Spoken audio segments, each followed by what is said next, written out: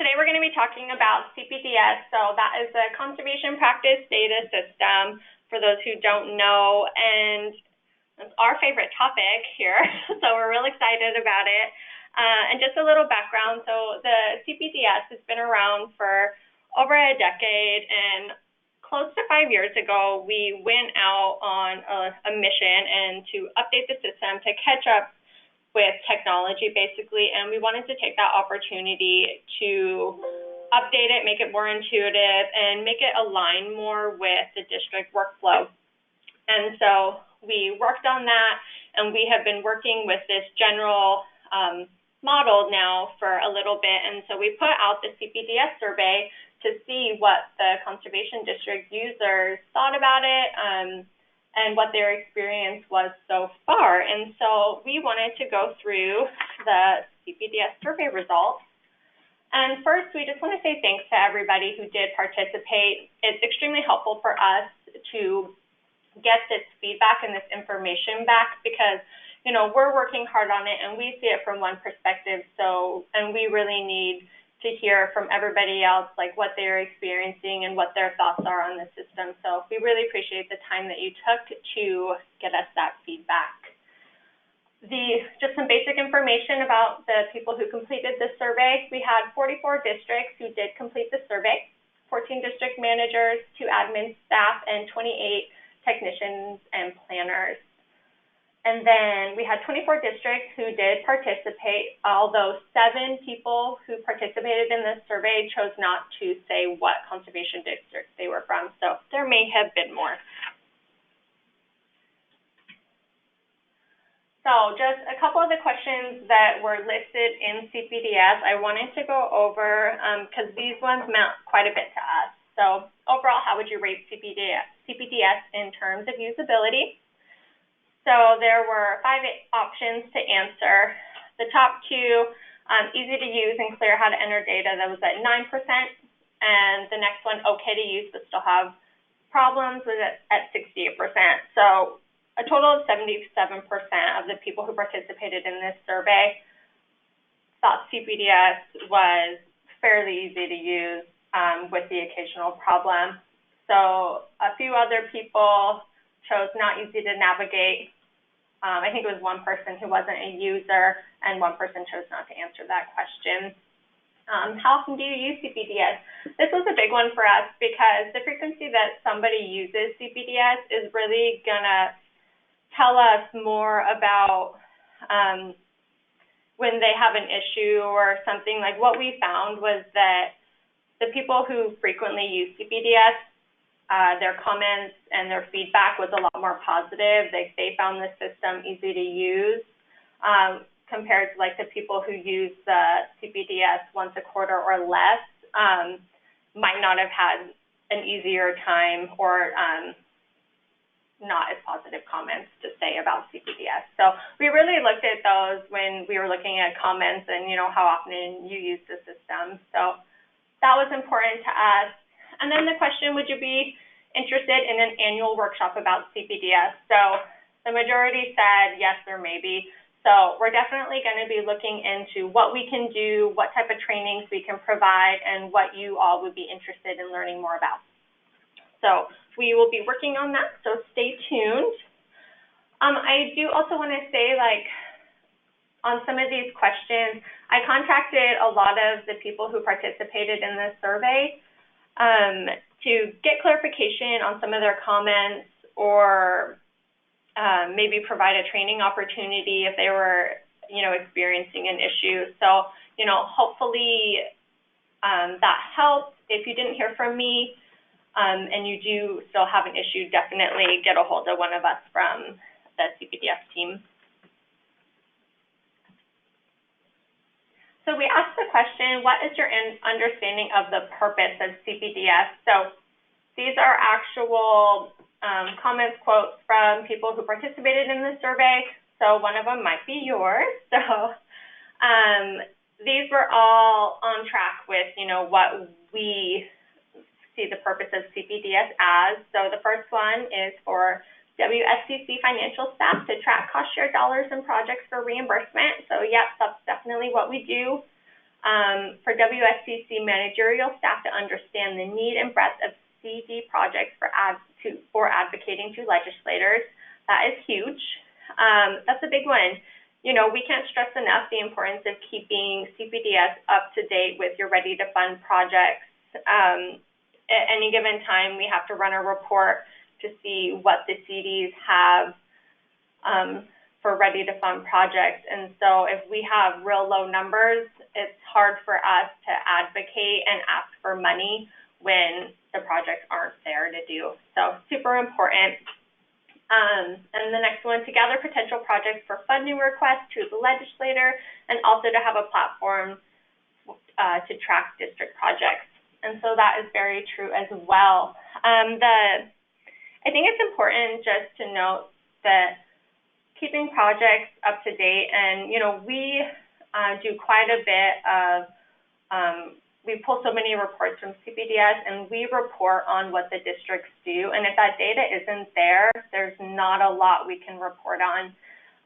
I experience a lot, you know, I'll have districts contact me and they're wanting to run reports and generate them, and I run them for them, and they're kind of disappointed by what they're seeing, and like, well, no, you know, we did more than that, or we have more than that, and you know, it's just important that the data is in there up to date, because I can't create data or recreate it, and so if it's not there, it's not going to show on a report that we can pull.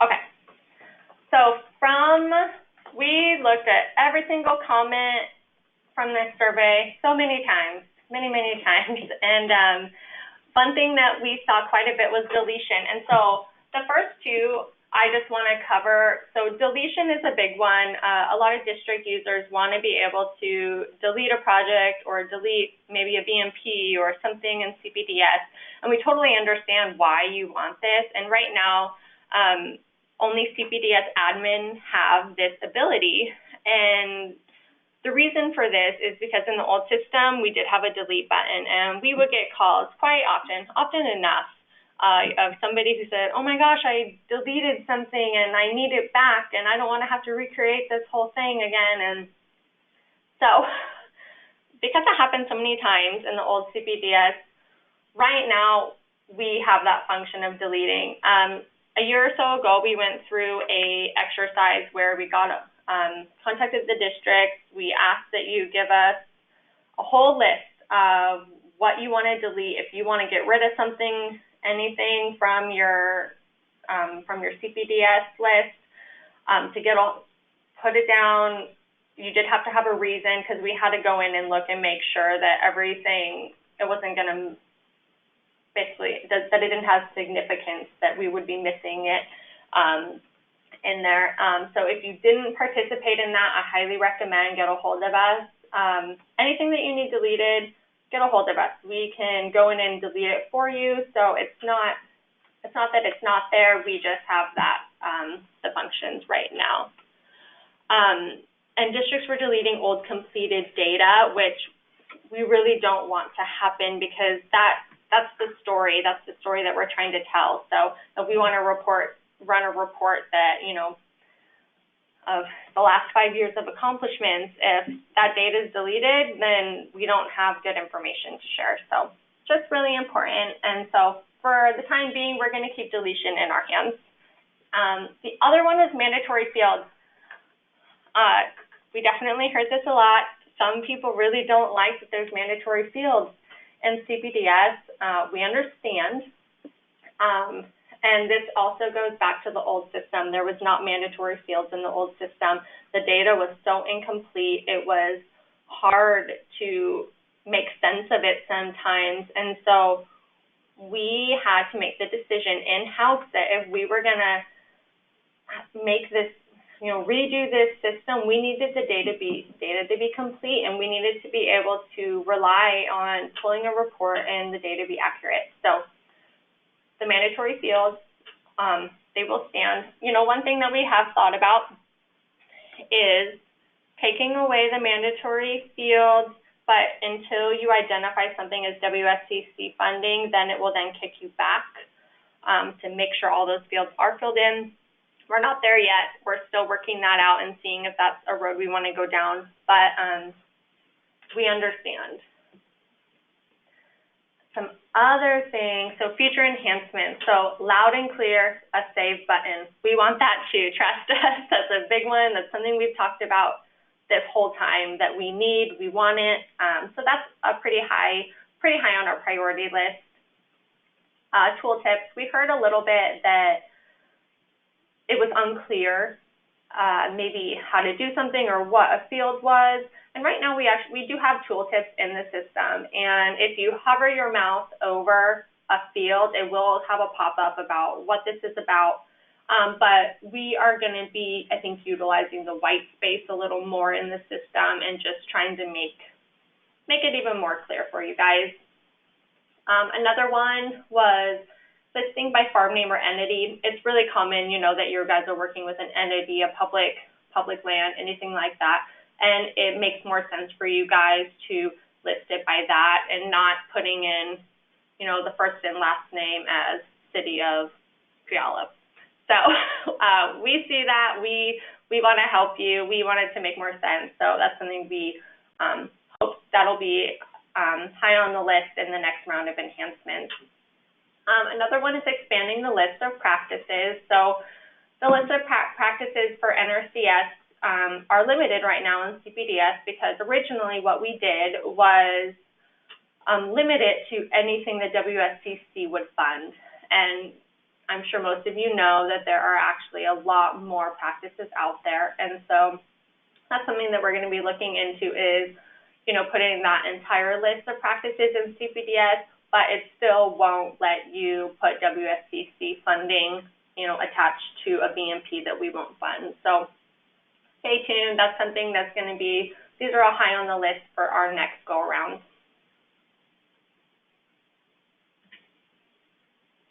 And this is exciting for us, what the CPDS team is working on right now. For us, a big one. So in-house, we have a financial database that is an access database that we put all of our grant and contract payments through. We are currently working to make it so that every payment for cost share or maintenance that we do in our financial database will update CPDS. This is a big deal for us. It's a pretty big undertaking for us, and we're currently we're in the middle of it right now. We're really excited. It's a huge project, but it's going to help us a lot with cost share and with CREP. We're really excited about CREP because the maintenance and the cost share, for it to update that, will really be able to keep everybody on track to see where they stand with their maintenance dollars. With this, it will then move into hopefully a CREP authorization, and so in the future, what we are hoping is to get rid of that, the old Exhibit D, that approval form, and to be able to request, approve those funds all within CPDS. So stay tuned for that. We are actively working on those things, and we're going to be doing an advanced report writer too. NCON has a really, really cool, robust report writer that has more flexibility and just a lot more features, and so we'll be adding that onto our system, and then hopefully with that, reaching out to a lot of districts and doing some trainings and really just showcasing what CPDS can do. And then we have the multi-participant entry, which is ready now. So I'm actually going to demo that for you guys. We're really excited about this. We've been working on this for the last few months, probably more. And so this is a big one that we're excited about and excited to be able to show you guys today. So this is a home screen of CPDS. So when you come in here, you're actually going to click on this program button at the top. And scrolling down, there is a button for Add New Multi-User Program. So the need for this was that, you know, NRI is now allowing, you know, one project, essentially, one award to be awarded to multiple, to have 10 landowners who are in it. So this was the need to do this, so just to make it a little easier on you guys. So up top, it's going to be basically completing one BMP and applying it to multiple landowners. So you'll choose your conservation district, whether or not it's an NRCS practice, yes or no. So this is going to look familiar just to the BMP page that is just in the typical workflow. So we choose those three, the NRCS practice, then you have the whole list of BMPs that you can choose from. So we assume that when you're going into this, you know what BMP you guys are going to be doing on all these landowners' land. So you know, so you can just click that one BMP. You'll click the search button, and then down below, it's going to have that same information from the BMP tab. The design life automatically populates.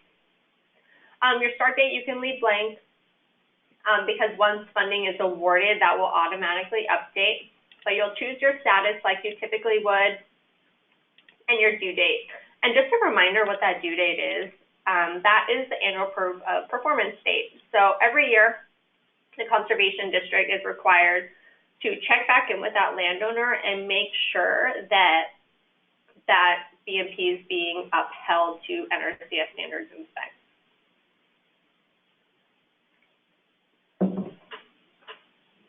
And then these next two, they tie into that due date. So the cooperator responsibility, so how is that cooperator going to attest that that BMP is being withheld, and then what the conservation district role is in that, whether they're sending them a postcard so that they can send it back and say, yep, my fence is still good to go. So moving down, this is a really important part, and we worked a lot on this little part here because we wanted to make it easy for you guys to run the cost share contracts, because if you guys have 10 landowners that you're working with, we want to make it so that you can just run them, generate them as quick as possible. So if you're familiar with the cost share contract, you know that there are 3 funding categories. There's participants' contributions, there's cost sharing from other sources, and then there's SCC funding. You have to identify those 3 if there are 3 funding sources. We know that there will at least be WSCC funding, so you'll choose that. In this example, I'm going to choose landowner match. That is the only participant contribution that there can be. So we really just wanted to make this as simple as possible. Cost sharing from other sources, the whole drop-down will just be all the different funding sources that are in there. And just a note, too, that if there is a funding source that isn't in there, let us know and we can add it. And then WSCC funding. So we'll choose NRI. So this is going to make it so that our funding is already taken care of for what program, who is paying for it. From here, we'll scroll down, and you have a list of landowners. So a couple of things. Your landowner has to already be in the system to use this function. And once you choose a BMP, it's going to give you a list of eligible landowners based off that BMP, based off of the resource concerns that are on that property, tying into that CPPE. So, this district has a lot more landowners, but these are the only landowners that are eligible to do this one BMP. So I'm going to go ahead and choose myself and Courtney, and I'm going to hit next. So what this does now, it brings us to, we have to fill in our funding and we have to fill in our metrics. So all the same information that is in the typical BMP, but we're just putting it in an easy, quick way to add it, so it's not just, you don't have to go into each record individually.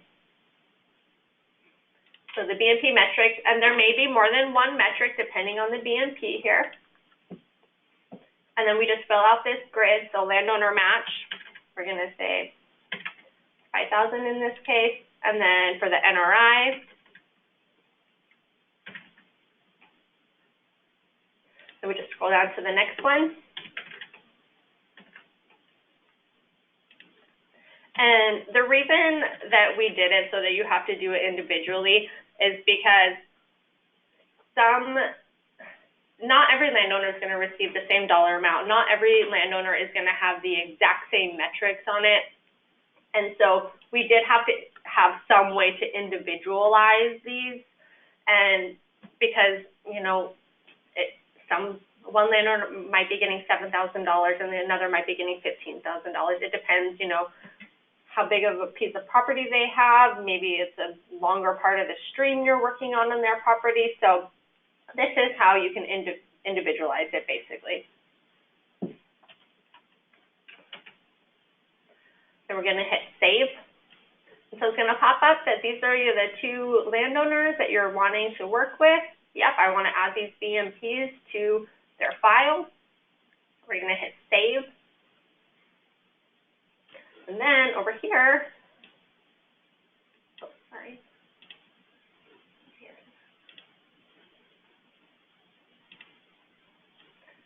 you then have the ability to run the report.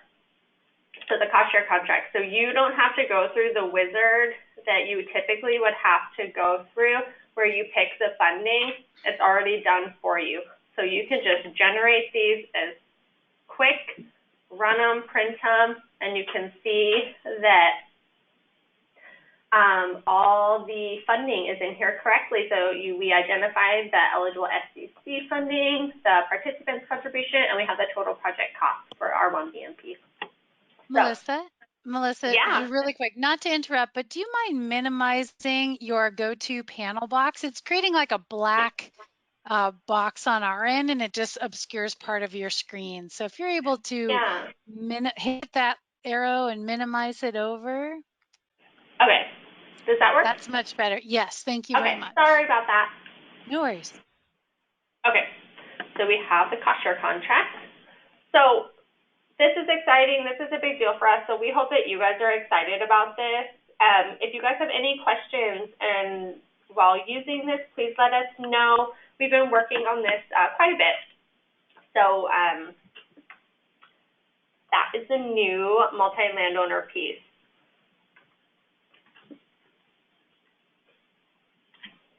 So the next one, if you guys were in Courtney's session yesterday about year-end updates, there's going to be some changes to CREP vouchering. So we know CPDS is, you know, BMP based, and what is going to happen now, because we're going to be paying by BMP and maintenance will up, you know, so if you have two BMPs in CREP, you have, I think the next slide says it a little bit better. You have a hedgerow and a riparian forest buffer, these two different BMPs that are on a piece of land. Each one of those has their own maintenance caps and caps.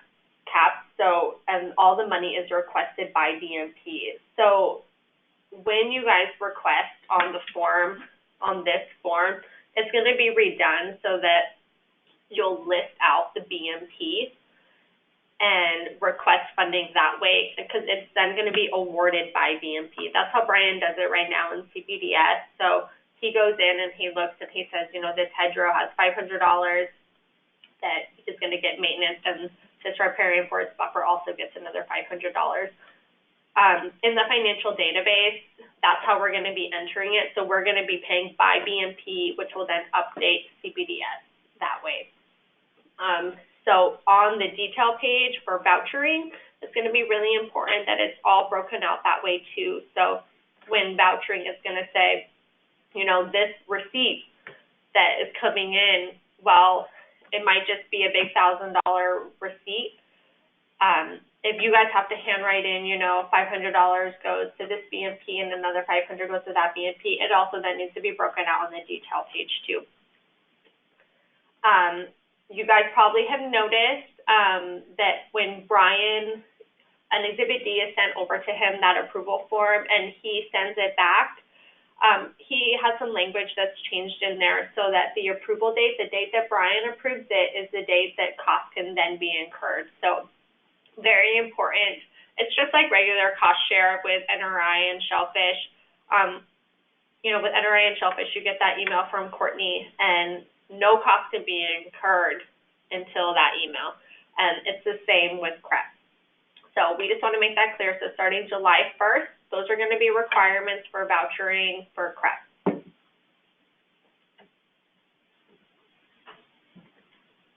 And then that is it for the presentation today. So we want to open it up for questions. You have Courtney and I both in the room, so anything CPDS, cost share, finance related, we are here. Okay, with that, I will tell folks, please just at this time, put all your questions into the chat box and or raise your hand, and I can unmute you and you can ask it direct. We do have one question in here already asked, is there a limit on the number of landowners that could be worked with for the new multi-landowner option? No, there's no limit. Great. Another one, is there a way to change a landowner's name in CPDS? Yeah, definitely. You can just, I can show you really fast.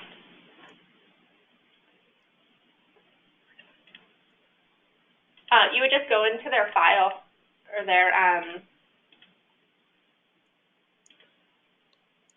can go into mine and show you that we could change it.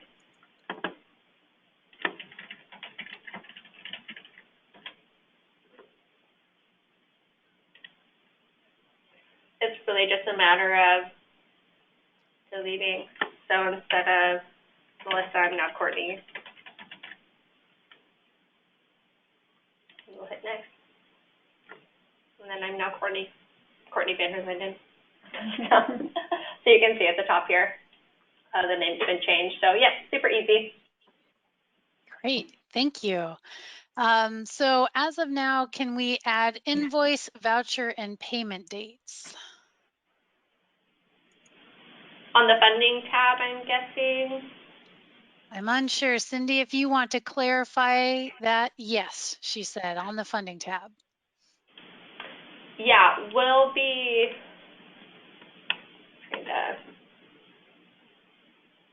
you guys should be able to do that. Like,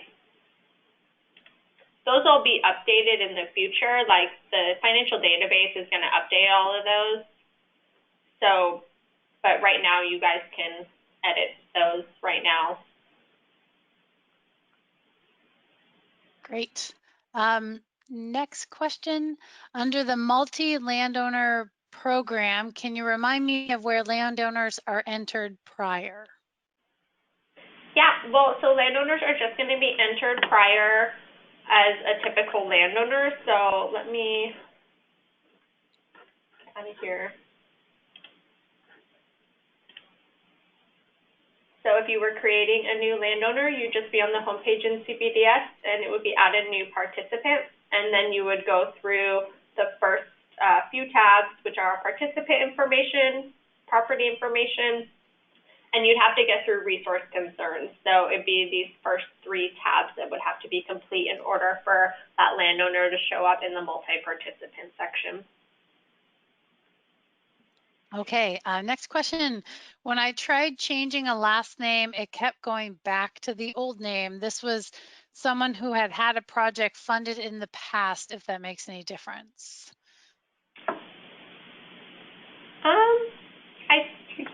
I think that if that were happening, let us know. Because I can go in. Yeah, I don't think that should be that way. That's not like a rule that we have in place. So I'll try to do it right now.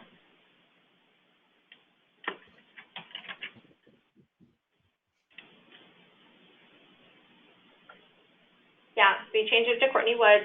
So if that is happening, give Courtney or I or Brian an email, and we will figure it out. Okay. Next question, when can we expect the anticipated updates, such as a save button?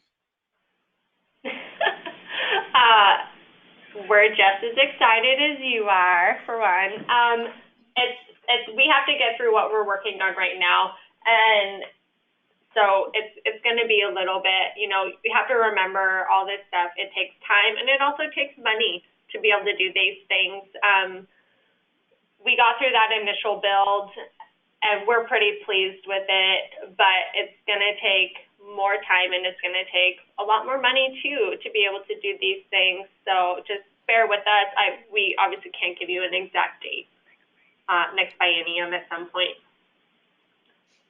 Okay, next one. We have projects in CPDS that won't show up in the reports. What should we do about that? We need to figure out why. Let us know. Send me an email with the name and the participant ID, and we can see why it's not showing up. Great. Next question. If a landowner has been entered multiple times for various projects, is it possible to combine them as one landowner? Yeah, we don't have a merge tool at the moment. We went through, we talked about this quite a bit, how we want to approach this. And at this time, honestly, the easiest and the fastest thing for you to do is it's going to be by hand. You need to pick, of those 5 landowners. There are some landowners that literally show up over 20 times. And it's going to take work. It's going to take some time, but you're going to have to, the easiest way to do it at this point is just to pick your one primary landowner you want to deal with, get all that information into there, let us know so we can then go in and delete the other ones. Let me know. Okay, great, thank you. Next question, when I'm generating reports, the apply, selection, and configure report aren't clickable, but I can click them. It doesn't add the selection to the box on the right, but when I click on configure reports, it will generate the report correctly. Not a detrimental issue, but just wanted to share with you. Okay, it would actually be awesome if you could send a screenshot over, so we could look at maybe, unfortunately, sometimes we still find like internet browsers play a role. And so my first question is, I'm curious what internet browser you're using, and I'd be curious if you use a different internet browser, if you would have the same issue. But please send over a screenshot, and we can figure it out. I think that's one big thing that we want to emphasize is that if we don't know about an issue, we can't fix it. And, we saw it on the survey was that people, were asked, have you contacted WSCC staff about this? And people said no. So it's hard for us to fix something if we don't know about it. So please just reach out, send us an screenshots are super helpful, and participant IDs are super helpful when it comes to that kind of stuff. Great. And Zach, if you want to follow up your question by entering in maybe your browser, at least I can share that back at this point, and or you can contact Direct to work on that. Zach, by the way, said he's using Firefox as his browser. Okay. Just an FYI for you. Next question, will you be sharing a cheat sheet of steps for using the new multi-landowner option? We definitely will be. Okay, and will you guys be posting that up on the WSCC website with the link? Great. Yeah, we'll post it and we'll send it out through GovDelivery. Wonderful. Another good reason for everyone to sign up for GovDelivery. Okay, thanks. Next question. Are there plans to remove required fields for past projects so we can revisit closed projects without filling in data? That's a very good question. At this time, probably not. It's very complicated and it's very expensive. And I think stuff that we've learned, like, we're not programmers here, right? And, we think something's really easy, and we'll talk to NCON and we'll say, hey, we think this sounds great. Can you just do this for us? And they kind of laugh at us, and things are a lot harder on the back end is what we find. For instance, a save button, you would think that sounds simple, straightforward. It's not. So bear with us. We want to work through all those with you too. So, but at this time, no, I don't. That's not. No, because the first thing they would ask us is, well, how would we identify an old project versus a new project? We'd have to write a code to, unlock that in the background. I know, it seems easy. We say that all the time, and then they trip us up with all their complicated code questions and tell us, no, it would actually take hours of coding to just write a simple script to do that. Yeah, and, because our money is limited for what we get on CPDS, we have to be super careful prioritizing what we do choose, like as enhancements to move forward. So, while we see like the need for something, does it really rise to, the top of the list when our list is pages and pages? So, just keep that in mind. Like we understand, we're right there with you on those things, and, we're trying to do as much as we can for you. Okay, well, thanks for all the hard work, lady. I'll put all that in for you. Next question, can you speak to how projects are ranked for funding and how a district's own ranking might be factored into that? Sure, so the ranking would depend on the program that you're talking about. NRI, the regional managers work with the districts to figure out their top 1 and 2 projects for the year, because it depends on how much funding we get from the legislature to be able to fund, more than 2 projects. We haven't had enough money to do it yet. We're hoping, eventually we will. But the district is the deciding factor in those 1 and 2 priority projects for NRI. For Shellfish, if that's the program you're talking about, there is a committee that meets monthly. There's a list of criteria published in the programmatic guidelines on our website for Shellfish projects. And each regional manager checks in with their districts to make sure that the projects are ready to go and they meet the Shellfish criteria. So that's basically the guidance. I would take a look at the programmatic guidelines if you want further information on specifics. Okay, thank you. And I'll just remind everyone, please continue to enter your questions into the chat box and/or raise your hand if you'd prefer to ask it directly. Next question, I may have misunderstood, but I believe it was just stated that we could input the voucher date and payment date. However, I just checked, it says, quote, values can only be edited by SCC staff or an administrator. It would be handy in the future to allow us to input that for our tracking purposes.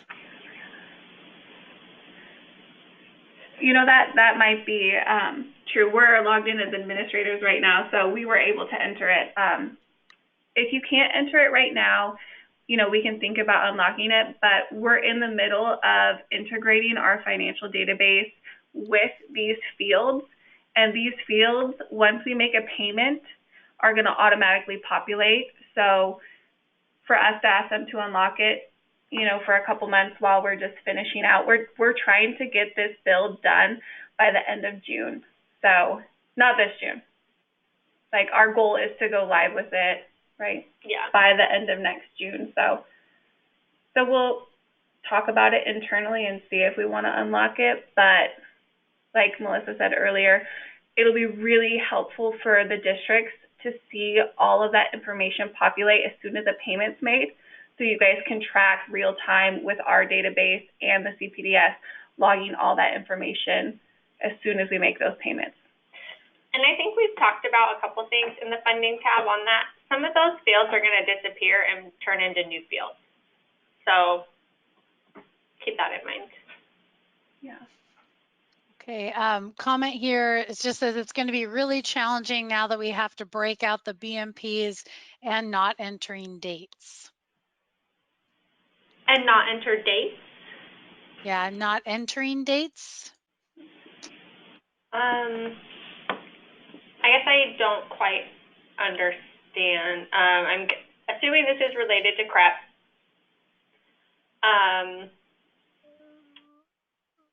It says, right, we can't enter dates and under CREP, correct?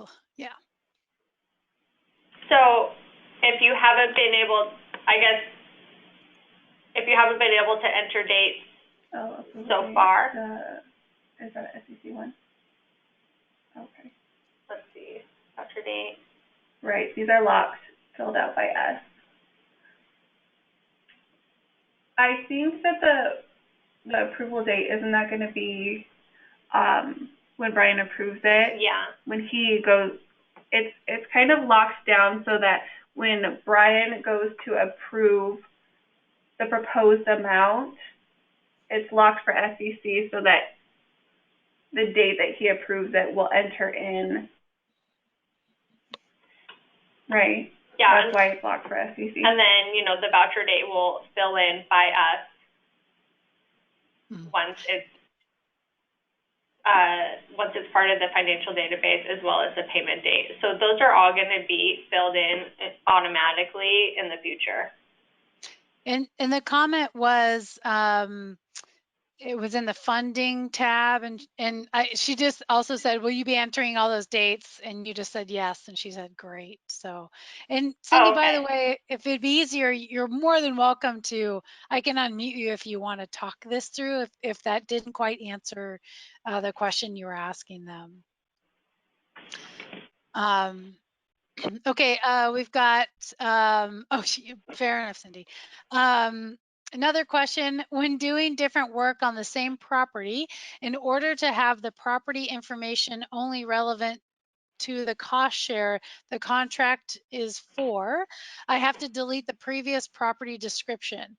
Should we put in a date before the description to keep both? For example, previously, I did a water diversion, I'm guessing, now doing a pasture planting. I'm happy to unmute and follow up with this one if needed.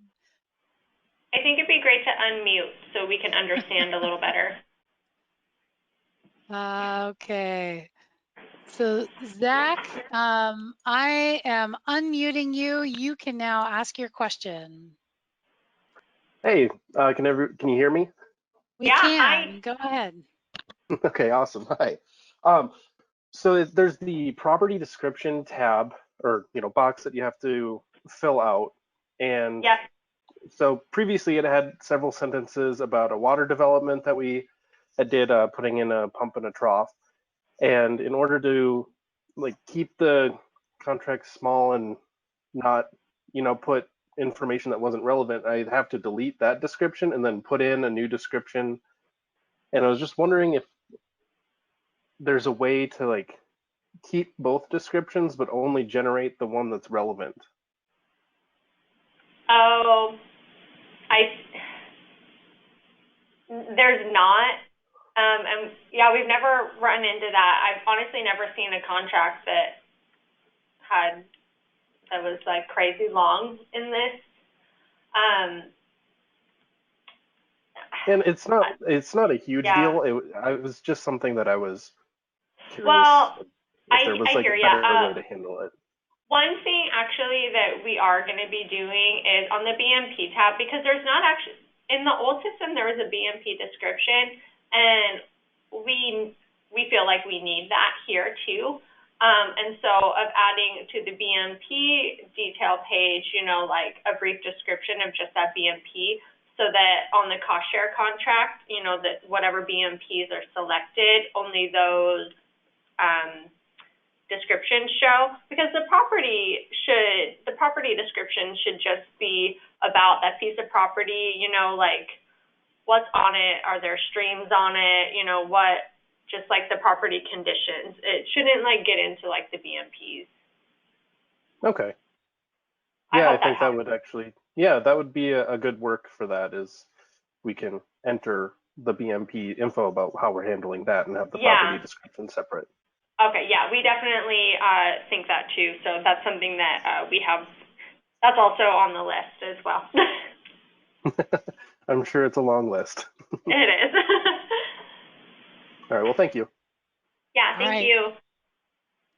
Thanks, Zach. Another question. It seems like a lot of these fields are locked down. Would it be easier for me to fill out an Excel sheet and then send it to you to fill in for me? I guess what we need to know, like, what fields are you talking about? The funding tab. The only ones that are locked down are the ones that are future ones that are going to be updated by CPDS. And Ashley, if you have any follow-up and/or I can unmute you if you want to ask additional questions about that, just let me know. Yeah, we'd be happy to hear more. Yeah, you can always raise your hand, Ashley, if you just want to be unmuted. I can do that for you. Yep, okay, coming at you, Ashley. Okay, you should be unmuted.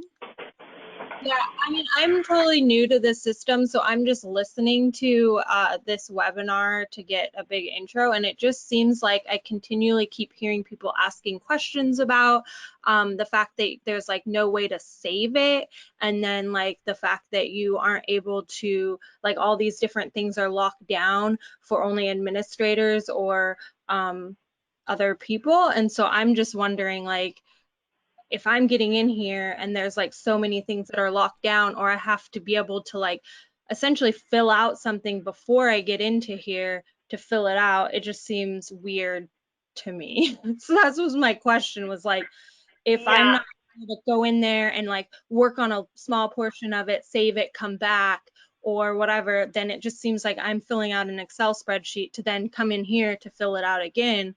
And so I'm just asking, like, would it be easier if I just filled this out and then sent it to you who has access to fill out everything to fill it out for me? That's definitely not. So there's only 3 fields on the funding tab that are locked down for just SCC to do. So that is it. And it's the awarded dollar amount, which we have to award, approval date and voucher date, so and payment date. So I guess there's 4. So those are the only ones, and you wouldn't be filling those out until after a project was complete. So I hope that answers it. Other than that, I mean, there's save buttons on the funding tab. When you hit next, it saves. Save and return home saves and takes you home. So if you'd like to go through a training, I think that would probably benefit you. I think a similar, another question here asking, is it possible to develop a way to format information so that it will dump into the appropriate locations in CPDS automatically? I'm guessing you're talking about like taking information from another system and merging it. We talked about, if that's what you're talking about, we have talked about doing that, which is also a lot of programming. It's a lot of work to be able to do something like that. It's definitely something we talk about, it's on the list. But it's also really hard because everybody has their own systems and we have to write code for every single system. So, you know, we understand that, the thought. I think similarly, maybe the last question, maybe with time here, is that the question is, can we have an Excel spreadsheet to fill out? So then we have all the information when having to fill out CPDS. So is there kind of like a complementary Excel sheet people can autofill, and then it makes the information gathering easier to put into CPDS? There's not an Excel spreadsheet, but we do have a sheet on the website that you can, what, you know, we anticipate is, you know, that it's called like the Landowner Participant Field Form, I think, but it covers all of the information that is needed to be collected in CPDS for the first 3 tabs. So if you're out working with a landowner, you can have that one sheet, get all the information you need, and then go to CPDS and fill it out. One thing that we are going to be working on is an offline module too, and which would have all the forms that you could like have on an iPad, fill them in, you get back into service, and then you can upload them, and it will automatically do it. So that's something that's coming in the future. Okay, and it looks like we're just approaching the 11 o'clock hour and have another talk coming up at 11 in this room. Would you like to offer any last words, Melissa, and/or I see your contact information so folks can get a hold of you if they have further questions, but any last bits you'd like to add? We're just really happy, and we're really excited about where CPDS is going. We definitely, like for the new people who are on the webinar who probably aren't quite understanding this, please set up a training with us so we can walk you through the system so it makes sense a little bit more. And we are happy to do trainings all the time. A lot of the times we do Cost Share and CPDS trainings together. And, you know, we're really excited, and please just let us know if you have any concerns or issues, improvement opportunities, anything. So we are all ears. So we just thank you guys for everything.